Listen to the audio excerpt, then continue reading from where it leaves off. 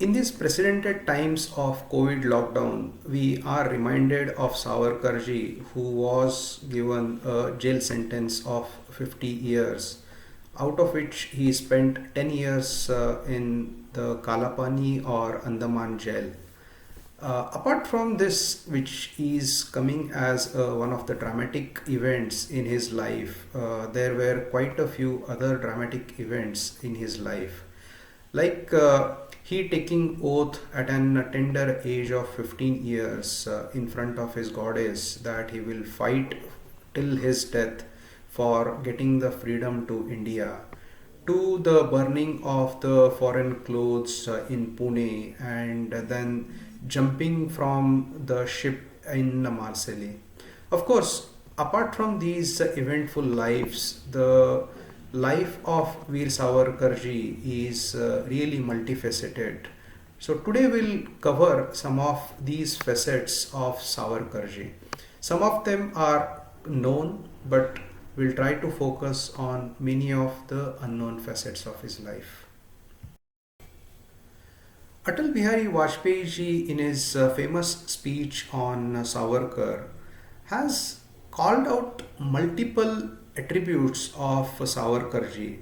So he calls him as Tej, Savarkar mane Tej, Savarkar mane Tyag, Savarkar mane Tap, Savarkar mane Titiksha, Savarkar mane Tilmilahat, Savarkar mane Talwar, Savarkar mane Tikhapan. So it's a really a poetic tribute by a poet to another poet. So if you see all the words starting from the, and he has brought out so many facets of Savarkarji. So Savarkarji's life was like an epic. So Mahabharat is an epic and it has multiple dimensions, multiple attributes to Mahabharat. Similarly, Savarkar's life has also multiple attributes and multiple facets. So let's go through some of these facets. Let us try to dissect the life of Savarkarji in two dimensions. One is in terms of the time. So when we look at the time, we can see his childhood or his education. Then he moved on to London. So his stay in London, what he did. Then he was arrested in London and brought to India, where he was tried and put to Andaman jail.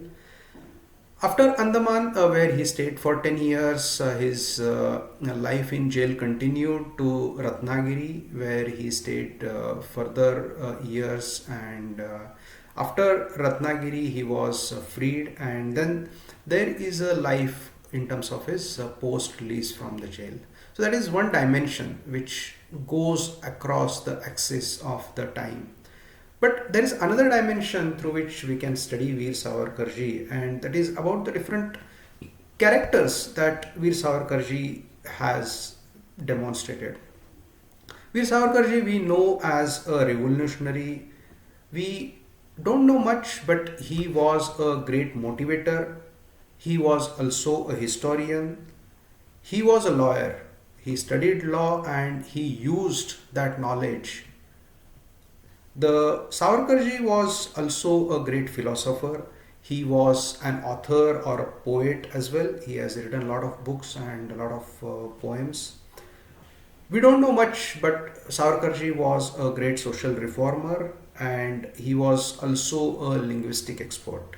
So, if we see the different characteristics or the different roles Savarkarji has played, we can see his life across these characters as well. Let us go through some of the stories or the events in Savarkarji's life which are quite popular and known in common media. It was one of the incidences when Chafekar brothers had killed Rand, and they were sentenced to life and sentenced to death basically.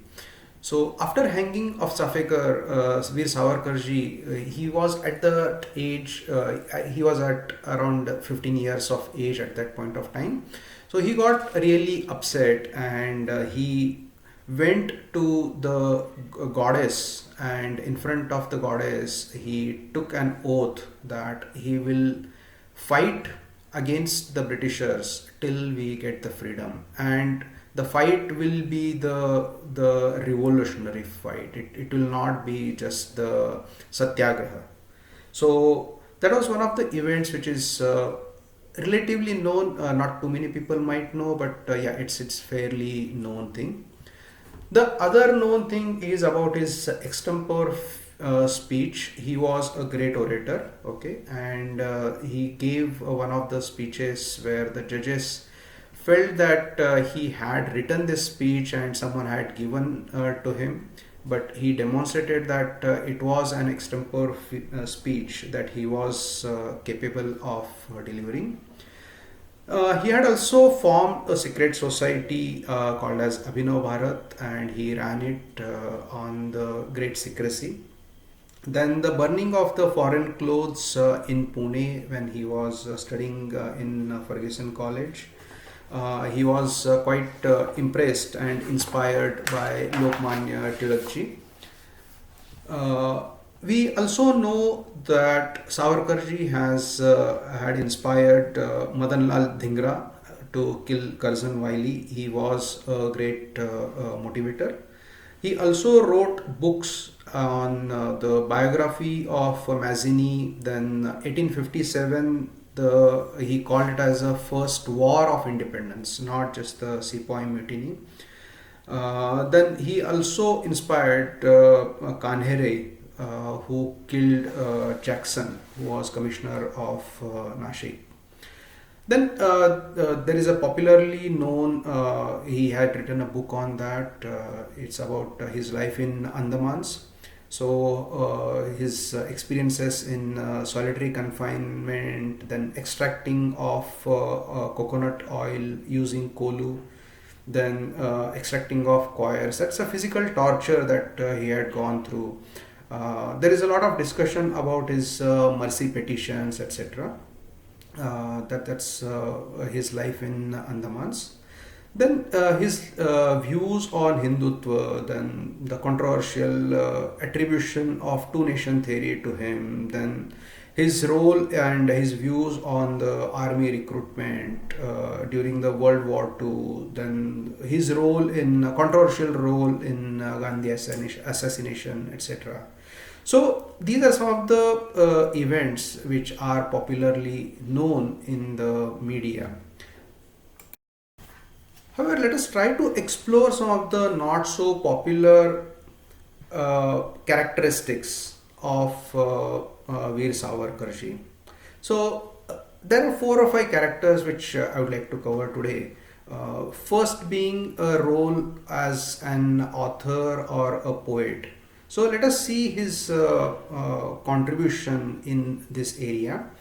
So he has written a biography of Mazzini. So Mazzini was a freedom fighter in Italy, and even the introduction of that book was so popular that most of the revolutionary in India at that point of time had by heart those that introduction. It was so inspirational. Then he also wrote the 1857, which he called as the first war of independence. So we have been typically taught that 1857 was a Sepoy mutiny. However, his view was that it was a first war of independence. Both these books were quite inspirational for all the freedom fighters. Through Mazzini, he kind of indicated that how we can wage war against the Britishers. And also 1857, through his knowledge, he being a great historian, he had really put forward how it was an inspiration to go and fight against the Britishers. So not only writing these prose, he had different ways in which he could express himself. In terms of popular Marathi literature types, he wrote povadas, he wrote fatka, Then he also wrote Aarti, Shivaji's Aarti. Okay, so that's something which is quite interesting. So that explains the different forms in which he could express himself. He also wrote the history of Sikhs. Some of the poems are also quite famous. Sagara Prana Talmalala, then Jayostute. So these are the epics basically. So in Sagara Pran Talmalala, he connects. It's written when he was in London, in England, and he says that the same ocean connects England with his motherland, India. And he says that the same ocean is washing the feet of my motherland. If you see the map of India, you can realize. And he says that this ocean had cheated me, it has brought me and taken me away from my motherland. Then he also kind of says that I have Agasti Rushi from India who had drank you in one just achman. So don't try to say that you are smart, you are very powerful. My mother, my Matrubhumi, my mother is extremely powerful. Uh, he had also written the epic poems called as Kamala, where the the characterization of the the poem is similar to what Kalidas has imagined. So that's the kind of imagination Savarkarji could demonstrate through his poems. Then Gomantak is one more poem which is quite popular. Actually, he when Rabindranath Tagore ji got the Nobel Prize for his poem, he was extremely happy, and he wrote a letter to Rabindranath Tagore ji, and it was in the form of a poem itself, where he congratulated Rabindranath ji, but he also expressed saying that I am also equally capable of writing the poems and potentially win the Nobel prizes. However, my mother has given me the responsibility of having the freedom fight. So that's my first goal, not writing. And he always used his literature as a sadhan, not as a sadhya. So he used that to motivate people. So that's a difference Savarkarji had.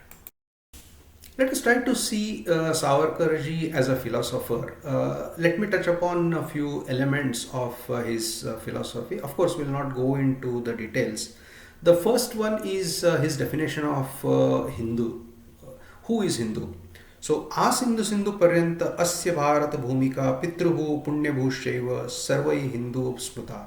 So that definition goes beyond the religion, and he says that from Himalaya, from Sindhu to the Indian Ocean, that entire land, who considers the people who considers this entire land as their Pitruhu, that's their fatherland, and they consider this as the most auspicious, the Punyabhu. Those are the people who are Hindus. So this goes beyond all the religions. Let's touch upon the point of his view on army recruitment during World War II.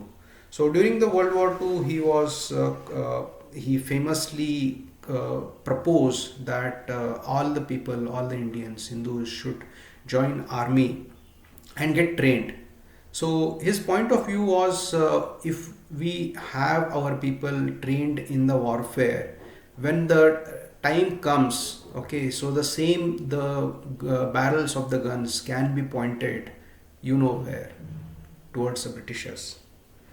And this inspiration of getting the people trained in the army is definitely seen as an inspiration, and this is admitted by Netaji Subhash Chandra Bose as well, saying that this was an inspiration for Azad in the Sena. And Professor J.G. Osawa, who has written a book in Japanese about two people, okay, who are great people and who had influence on Japan. He has also expressed, of course, he talks about Netaji, but he admits that Netaji was influenced by Veer Savarkarji. Then he was a philosopher who thinks ahead of time. S.M. Joshi, one of the socialist leaders, in 1943, I think it was his 60th birthday, Savarkarji's 60th birthday. He mentioned that we want the Savarkar of 1910. In his response, Savarkarji said that you took 30 years to understand what Savarkar is. So you will need 30 more years to understand what Savarkar is of that time. That's 1943. So his views of that time would be understood quite late. And I think we are today realizing in last few decades we haven't studied Savarkar, but when today we study Savarkar, we are understanding his importance of his philosophy. He also famously talked about when there is no constitution, there is absolute need to pick up the weapon and fight against the system. But when there is a constitution, you are not supposed to pick up the weapon and go for a fight. You can always take the constitutional ways to fight. So these are some of the philosophical aspects of his life. Now let us try to understand Savarkarji as an inspirator or a motivator. In his childhood, he formed a secret society where he had a great influence. He was a leader of his childhood friends. Then, when he was studying in Ferguson College, he motivated his friends to burn the foreign clothes. Actually, of course, Savarkarji was influenced by Lokmanya Tilakji at that point of time. When Savarkarji went to London, where he had a great influence on the inmates of India House or Bharat Bhavan. So Madanlal Dhingra was one of the persons who was inspired by Savarkarji, and he killed Curzon Wiley. Bhikaji Kama was one more person who was influenced, and she was the person who unfurled the first Indian national flag at Stuttgart. Of course, that flag itself was designed by Veer Savarkarji. Senapati Bapat was a part of the India House, and he was involved in bomb making and transferring that as well as other weapons to India. In Andaman, Savarkarji was involved in Ghar Wapsi. So there were people, the inmates in the jail who kind of taken the Muslim dharma, and Savarkarji was involved in converting them back into the Hindus. There was great influence of Muslims. That's a different topic and discussion itself. However, Savarkarji did do the Shuddhikaran and brought back many people back into Hinduism. Savarkarji also had a literacy drive in Andaman. Then Savarkarji, when he was moved from Andaman back to Ratnagiri, where he took a lot of social work, so he did the upliftment of Dalit society. So that was quite influential and going against the tide of the supremacy of Brahmins. It is famously known that Netaji was also inspired by Veer Savarkarji to form the Azad Hind Sena. And of course, there is a controversial inspiration of Nathuram Godse being inspired by Veer Savarkarji. Of course, Savarkarji had denied that in the court as well. Of course, that needs to be taken with a pinch of salt. Savarkarji was quite a pragmatic person. He won't give up his life just for that, because he had the bigger vision. So that inspiration is quite controversial. He won't accept it, but yeah, definitely there is an element of possibility that Nathuram Godse would have been inspired by Veer Savarkar. Very little is known about Savarkarji's personal life, his family life. Of course, Savarkarji had two brothers. He was the middle one, and both the brothers, Savarkarji's brothers, were also in the freedom struggle. One of them was lodged in Andaman even before Veer Savarkarji had been brought up in Andaman. Uh, Savarkarji, of course, was married, and one of his brothers was also married. In fact, his elder brother's wife, we in Marathi call her as Vahini. So Yesu Vahini was like a mother to Veer Savarkarji. So she had brought him up like a mother.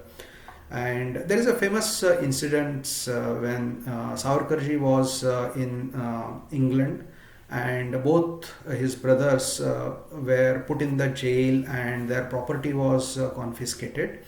And Savarkarji's wife as well as Yesuvini, those were kind of taken out of their homes and they were homeless. There was no earning for them. At that point of time, they lived off the contributions. There was one Gosavi actually who used to collect the rice and a little wheat, whatever was offered to the temple deity. So that Gosavi used to collect that and give that to the Savarkar's wife and his Vaini. So they were kind of fed on the contributions which was given to the Ram temple in Nasik. So, looking into this condition, his Yesuvini got infuriated and she wrote a letter to Savarkar asking, "Why did we marry you and your family?" So, Savarkarji has written a great poem in response to that letter, and it's titled as Santwan.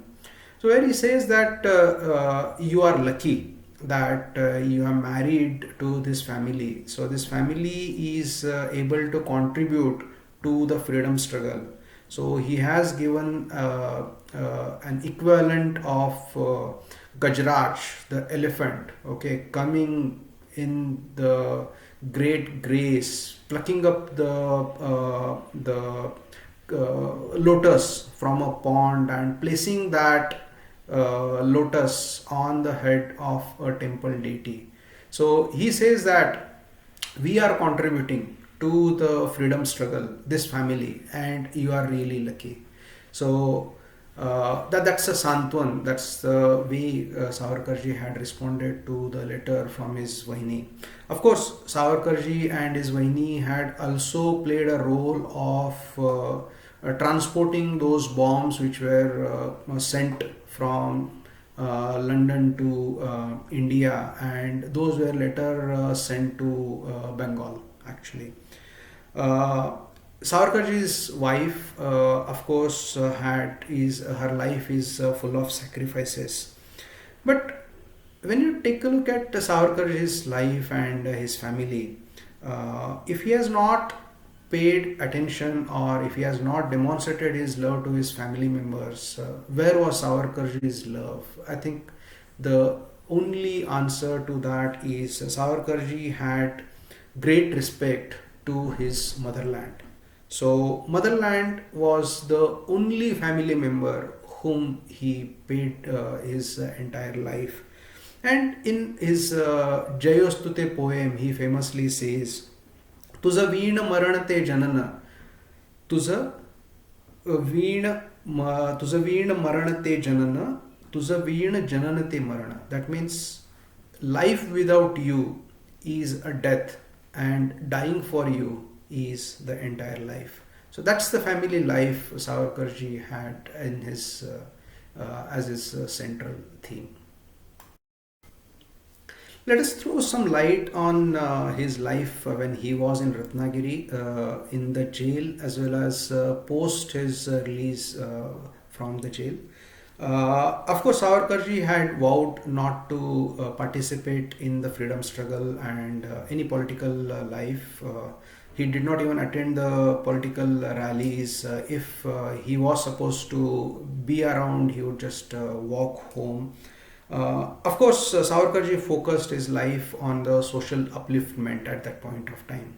So he founded a Patit Pawan Mandir where the entry to all Dalit people was allowed, And he also started something called as Sahabhojan. So he used to have the meals. Not only he, but he inspired many other Brahmins also to have the meals with the Dalit community.